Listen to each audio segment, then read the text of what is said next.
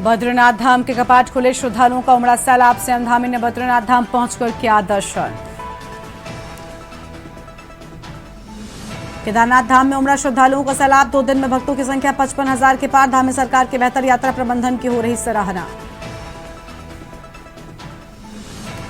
बद्री केदार मंदिर समिति में नई नियुक्तियां। समिति के अध्यक्ष और उपाध्यक्ष किए गए नियुक्त। अध्यक्ष के अतिरिक्त 2 उपाध्यक्ष भी किए गए नियुक्त। एसडीआरएफ ने 6054 मीटर ऊंची चोटी फतेह की। 20 सदस्यीय पर्वतारोही टीम ने कीर्तिमान रच दिया। दुर्गम नेरांग वैली की नीलापानी क्षेत्र पहुंची एसडीआरएफ। हरिद्वार में अवैध घुसपैठियों पर पुलिस का शिकंजा। हरलोक चौराहे और वाल्मीकि बस्ती में बड़ी कार्रवाई। पुलिस और विभिन्न विभागों की संयुक्त टीम ने की छानबीन। देहरादून समेत कई जिलों में ओलावृष्टि की चेतावनी। प्रदेश के अधिकतर हिस्सों में आज बदला रहेगा मौसम। देहरादून, पौड़ी, नैनीताल के लिए ऑरेंज अलर्ट जारी।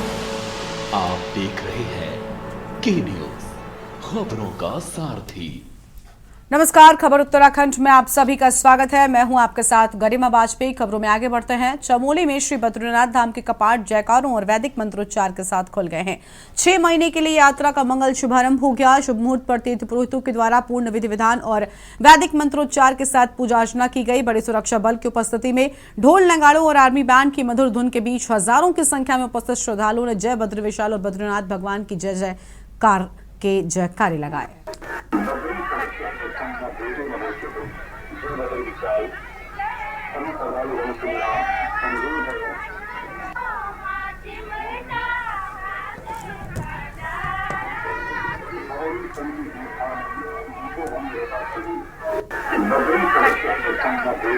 सुबह 4 बजे से इन मंत्रोच्चारण के साथ बद्रीनाथ धाम कपाट खुलने की प्रक्रिया शुरू हो गई थी और ठीक 6 बजे आज मंत्रोच्चारण के साथ बद्रीनाथ धाम के कपाट खुल चुके हैं। आप देख सकते हैं कि यहाँ भारी संख्या में भक्तजन जुड़े हुए हैं। देश के कोने-कोने से बद्रीनाथ जी के दर्शन करने के लिए भारी संख्या में भक्तजन पहुंचे हुए हैं और आपके आसपास वो आपके आसपास आरती है और अब देख सकते हैं कि कितनी भारी संख्या में कोने से श्रद्धालुओं की भीड़ लगी है। वहीं कुछ क्षण पहले यहाँ पे उत्तराखंड के मुख्यमंत्री पुष्कर सिंह धामी भी दर्शन करने के लिए पहुंचे। के न्यूज के लिए बद्रीनाथ धाम से अनिल राणा। आगे बढ़ते हैं खबरों की ओर। धर्मनगरी हरिद्वार आने वाले यात्रियों के लिए अच्छी खबर। अब हरिद्वार से ही हो सकेंगे देश के सिद्धपीठ के 3D दर्शन।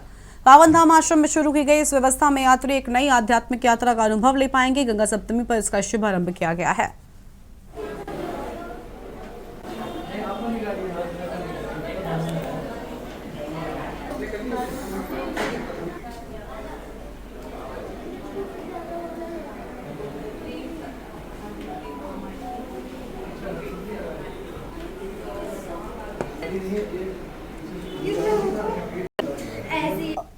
बहुत अच्छा शुभ दिन है गंगा सप्तमी का।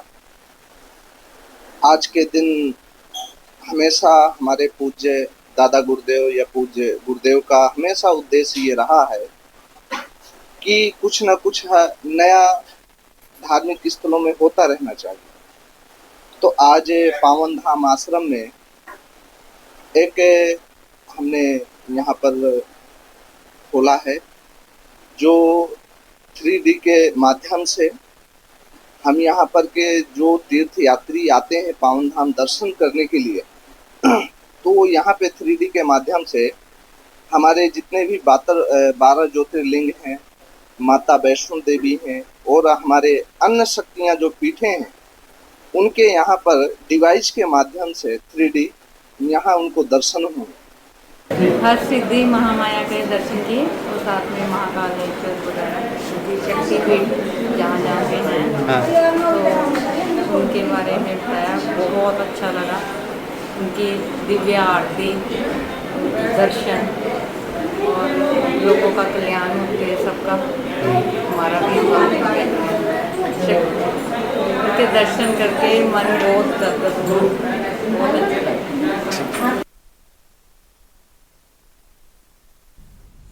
आगे बढ़ते हैं खबरों के साथ। रुद्रपुर में व्यापारियों के द्वारा फुटपाथ पर किए गए कब्जे को लेकर नगर निगम के अधिकारियों ने गांधीगिरी दिखाई। नगर निगम के मुख्य नगर अधिकारी नरेश दुर्गपाल और मेयर विकास शर्मा ने कर्मचारियों के साथ बाजार पहुंचकर फुटपाथ पर कब्जा करने वाले व्यापारियों से मुलाकात, उनको गुलाब का फूल देकर उनसे निवेदन किया फुटपाथ को खाली किया जाए, अन्यथा आने वाले समय में नगर निगम के कर्मचारियों के द्वारा फुटपाथ पर रखे गए सभी सामान को जब्त कर लिया जाएगा।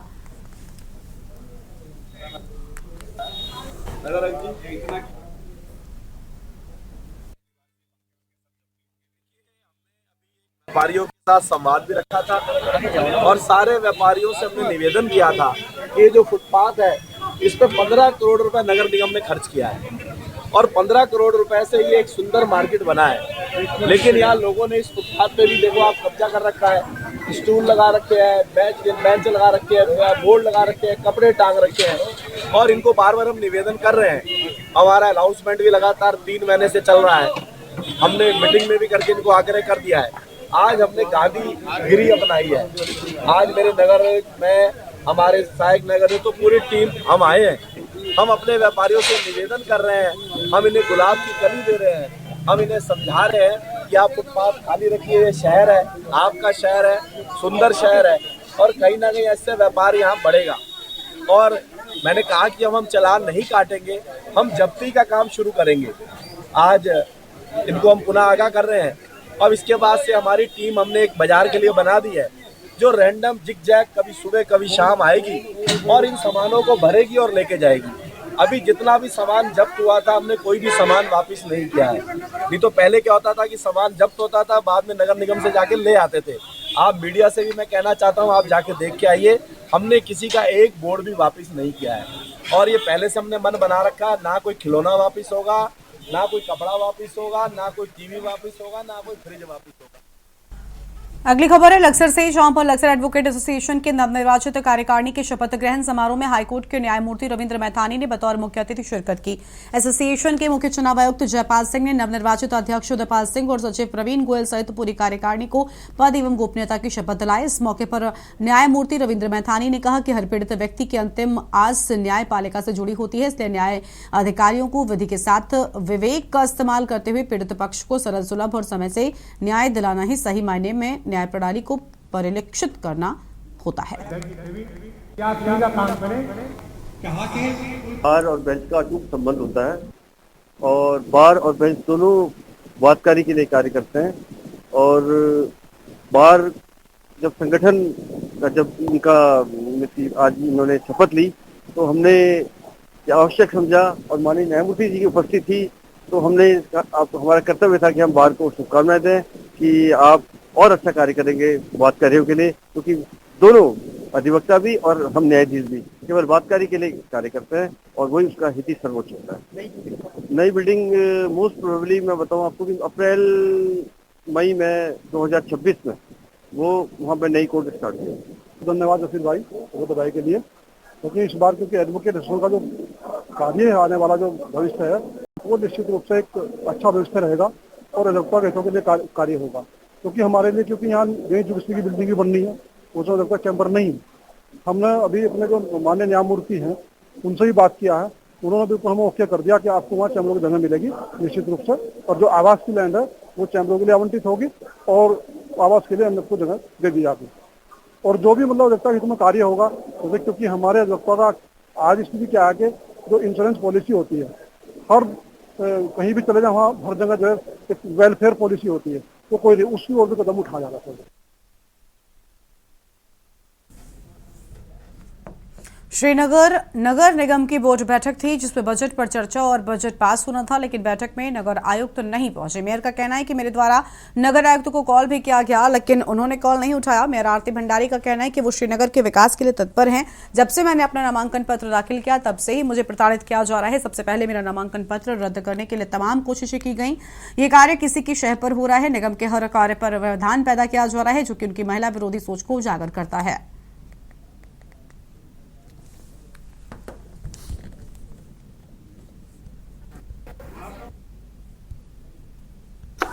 देखिए, आज हमारी बोर्ड की बैठक थी जिसमें बजट पे हमारी चर्चा होनी थी और बजट पास होना था। उसमें सदन की अध्यक्ष इस बोर्ड बैठक की मेयर होती है और जो सचिव होता है वो नगर आयुक्त होता है। तो देखिए, नगर आयुक्त का आज इस बैठक में न रहना और कोई भी इंफॉर्मेशन चाहे मुझे है चाहे कर्मचारियों को न देना, इसकी वजह से आज बोर्ड की बैठक हमारी रद्द हो गई।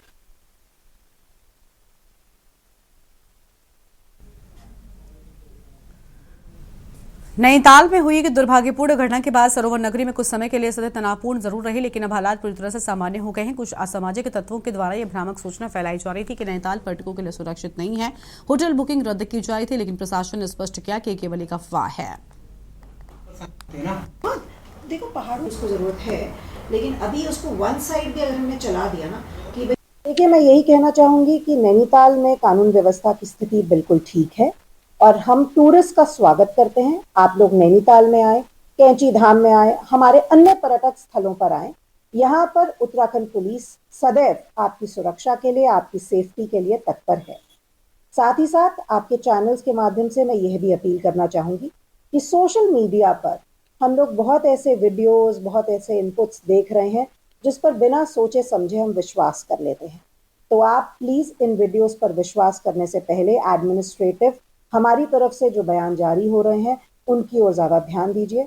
सोशल मीडिया पर भ्रामक सूचनाएं फैलाने वाले, वीडियोस डालने वाले जिनसे कि लोगों में पैनिक स्प्रेड हो, रूमर्स आगे फैले, उनके विरुद्ध कड़ी से कड़ी कार्रवाई करने के निर्देश हमने सभी जनपदों के सोशल मीडिया मॉनिटरिंग सेल्स को दिए हैं।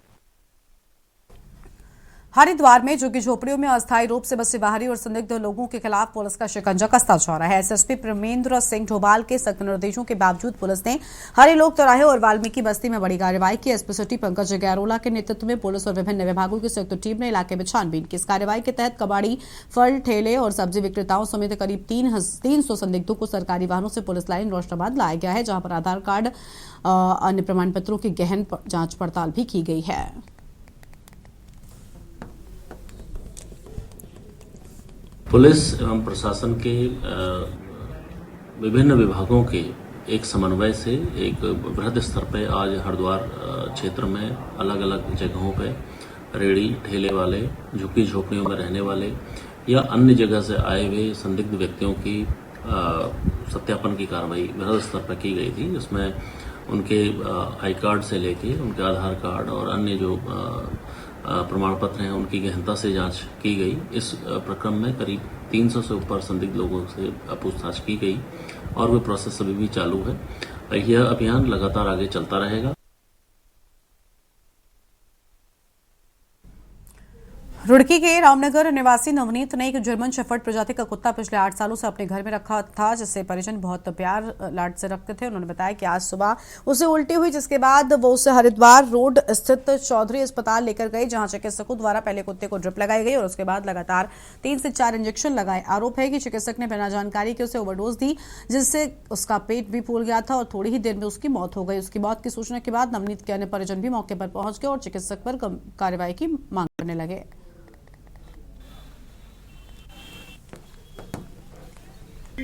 तो दूध की उल्टी करती, मैं बोला कुछ बुखार है, मैं यहाँ पे चौधरी पे ले आई हरिद्वार रोड पे, इसे लाया और ठीक ठाक में लाया अपना बच्चा। ठीक है, मैं ठीक ठाक लाया, अंदर अच्छा कहीं लगा, चेक डॉक्टर ने तो कुछ चेक किया नहीं। इसने अपने एक लड़के को बोल दिया भाई देख लो, वही देख लो, और वो ले गया एक लड़की को लेने के लिए किसी को।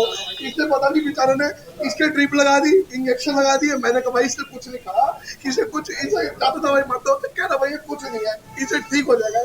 इसने 4 इंजेक्शन पीठ पे लगाए, 3 इंजेक्शन इसके ड्रिप पे लगाए, खाली पेट इसे इसका पेट फूल गया ऐसे। मैंने कहा भाई इसे इसका पेट फूल गया, क्या हुआ? कह रहा भाई नहीं कब्ज बन रखी है, ठीक हो जाएगा।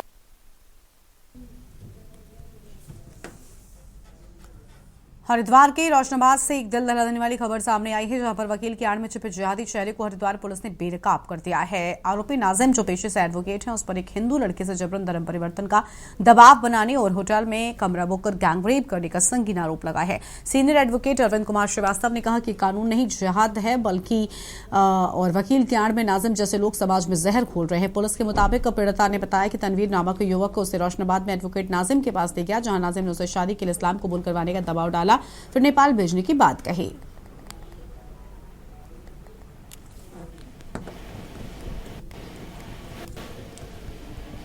ये जो मामला अभी वर्तमान में आया है, एक युवती को एक व्यक्ति नाबालिग उम्र से लगभग 8 साल से फंसाकर उसका साथ दुराचार कर रहा था, वह मैरिज कराने के नाम पर उसे एक वकील से मिलाता है, एक अधिवक्ता से मिलाता है, नाजिम मलिक नाम के व्यक्ति से मिलवाता है, और वो कहते हैं कि वकील साहब उसे कहते हैं कि तुम्हें धर्म परिवर्तन करना पड़ेगा, तभी तुम्हारी शादी हम करा सकते हैं। बुक कराया एक होटल में, और वहां जाकर उन्होंने सामूहिक बलात्कार उस युवती का जो हिंदू धर्म से संबंध रखती है उसका सामूहिक बलात्कार किया, और इतना उत्पीड़न करने के बाद भी उन्हें जान से मारने की धमकी दी।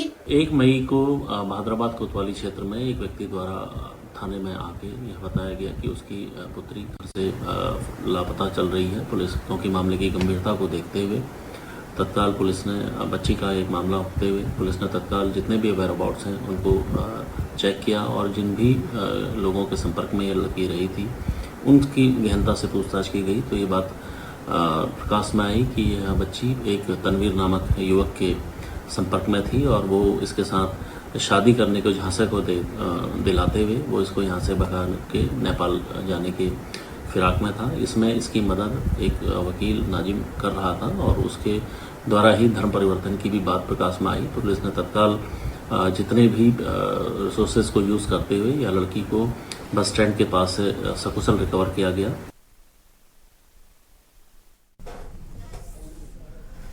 चारधाम यात्रा को लेकर प्रशासन अलर्ट पर है, लेकिन हरिद्वार में एक ट्रक ड्राइवर ने ऐसा हंगामा कर दिया कि राहगीरों तक के होश उड़ गए। दरअसल बहादुराबाद बाईपास पर चेकिंग के दौरान जब परिवहन विभाग की टीम ने ट्रक रोका तो चालक ने कानून की नहीं बिजली के तारों की तार पकड़ लिए। जी हां, ट्रक को हाईटेंशन लाइन के नीचे खड़ा कर ड्राइवर खुद ट्रक की छत पर चढ़ गया और बिजली के तार छूने की कोशिश करने लग गया। चश्मदीदों ने कहा कि ये सब उसने जानबूझकर किया ताकि कार्रवाई से बच सके।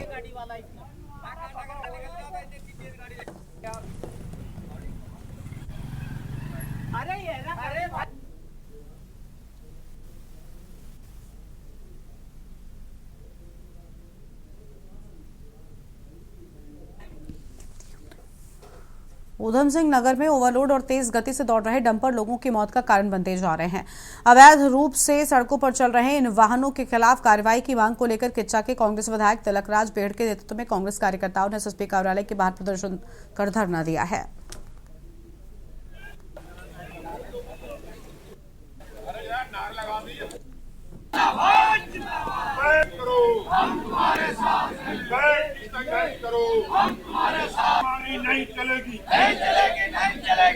तो आपको मालूम ही है ओवरलोडिंग का मामला काफी समय से मैं उठा रहा हूँ। पिछले 4-6 महीने से, पिछले जब एसएसपी थे तब भी मैंने विधानसभा में उठाया था ओवरलोडिंग को लेकर। तब भी मैंने आरोप लगाया था कि 1 लाख रुपए एंट्री के नाम पर जाता है। कई बार विधानसभा में उठाया, गैर सत्र में उठाया। लोग कह रहे हैं बोला नहीं, मैं तो कितनी बार बोल चुका। इस कप्तान पुराने हटे, उनके ऊपर आरोप लगे इसके, आखिर उनको जाना पड़ा।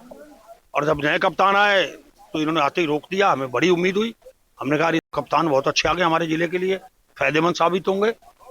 हमने बड़ी तारीफ सुनी इनकी, पर 1 हफ्ते बाद ही फिर ओवरलोडिंग शुरू हो गई। तो ढाल के 3 पात वहीं के वहीं आके रुक गए जहां से शुरू हुए थे। अब सड़कों पे बैठना पड़ रहा है। अब ये लड़ाई लंबी चलेगी। किस तरह की मांग? विकासनगर कोतवाली पुलिस ने अंतर्राज्यीय वन्यजीव तस्कर गिरोह के 3 तस्करों को गिरफ्तार करते हुए उनके पास से 1 करोड़ रुपए कीमत का 2 मुहा सांप बरामद किया है, जिसके चलते गिरफ्त में आए तस्करों के खिलाफ वन्य जीव संरक्षण अधिनियम की धाराओं सहित अन्य धाराओं में मुकदमा दर्ज कर जेल भेज दिया गया है।